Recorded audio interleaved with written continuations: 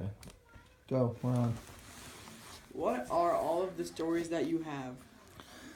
Well, there are tons of stories about that involve the history of the area that we live in. This is an old area that there's been settlement for a long, long time, but this is also a very historically significant area. A lot of things happen here that have generated stories that are commonly held stories throughout history. We live in obviously the shadow of Mount Vernon. We have George Washington's house right up the street. In between George Washington's house and where West Potomac is Old Town Alexandria, which is a very, very old town. That's why they call it Old Town, but is just chock filled with all kinds of stories and mystery and intrigue and that just kind of goes with the territory of being one of the early and significant seaports in the United States, and really being close to where there was a lot of historically significant things that happened. There are a lot of stories that involve the city of Alexandria and its surrounding environment in the Civil War era, as a matter of fact. There's the story of the first casualty of the Civil War. The first person that died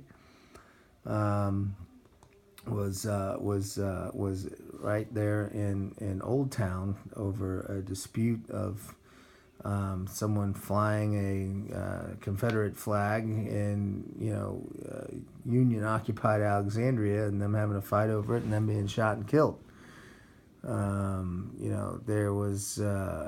There's recently a TV series called Mercy Street that's been airing and produced by PBS, that documents the old house in Old Town, and the name, it's still there. Just the name of it escapes me, but it's about a Civil War hospital. So what I've heard a number of stories, and you want to talk about ghost stories. There's always ghost stories surrounding areas where Civil War hospitals were, because the documentation of just the horrors and the mass amounts of people that died in an era where medicine medical science just was not really anywhere close. So when you had mass casualties in these gigantic battles, they would bring them to these hospitals where they would just have medical professionals that weren't really trained,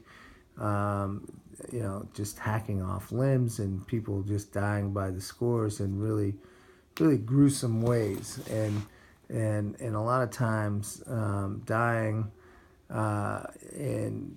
when they amongst strangers. And a lot of people that believe in ghosts and sort of try to explain why ghosts exist.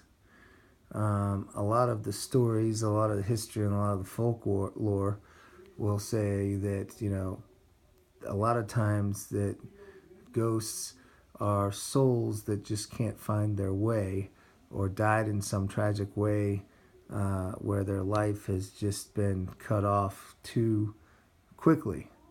So if you get someone who dies in the Civil War and is far away from home and is amongst strangers, that's kind of the perfect type setting for for ghost stories to develop.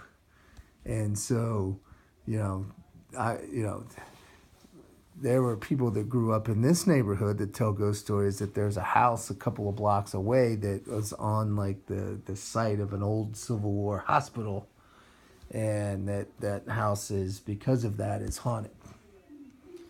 And of course, you've got the Mercy Street house there in in Old Town that the series is based on. And again, it's all surrounding the fact that you know Civil War hospitals, battlefields, of course, all that stuff. That is very, very popular, origins of ghost stories, just because of just the sheer tragedy, the real life tragedy surrounding, the circumstances of so many people dying in such unsettling ways, so to speak.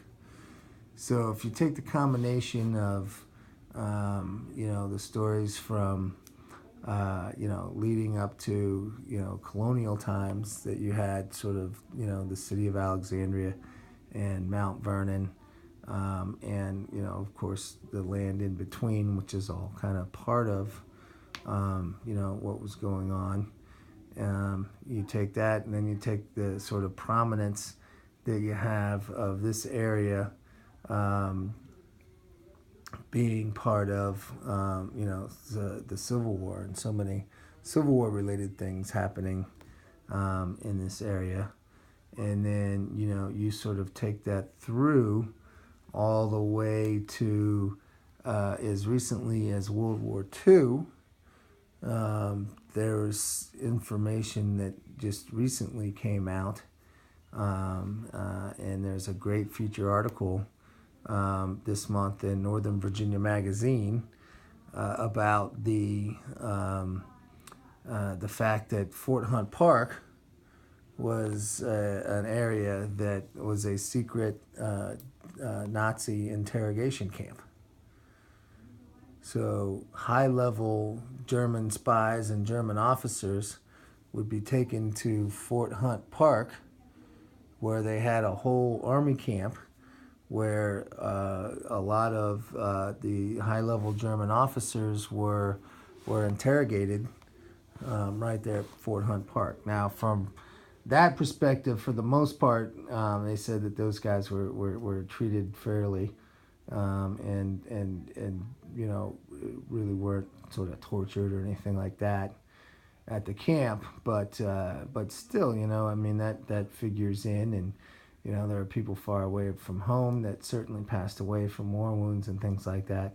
So, if you take all of the things that have happened sort of, these over the course of these hallowed grounds, so to speak, there are certainly many stories around here that tie into the area, that certainly could be, accounted for mysteries and ghost stories and things like that.